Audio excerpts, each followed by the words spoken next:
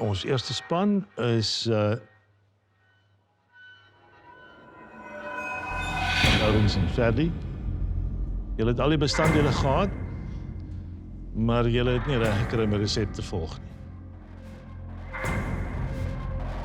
Nee, ons is op pad uit, ek het dit geweet so. Die volgende span wat vandag hulle self aan die gebrande kant van die koek bevind, is Stefan en Nelia. Dit lyk my hulle vind nog 'n bietjie voete en ons kon vandag 'n bietjie gefokus sit op beter tegnieke deur die bank. En soos gewoonlik stuur ons niemand met leë hande huis toe nie. Niemand gaan huis toe nie.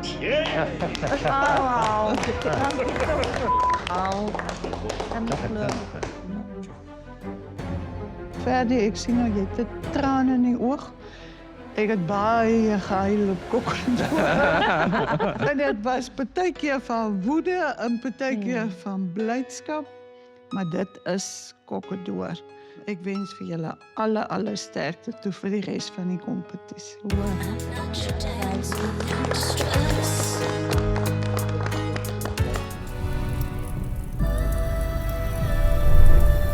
Trots geborg deur Toyota.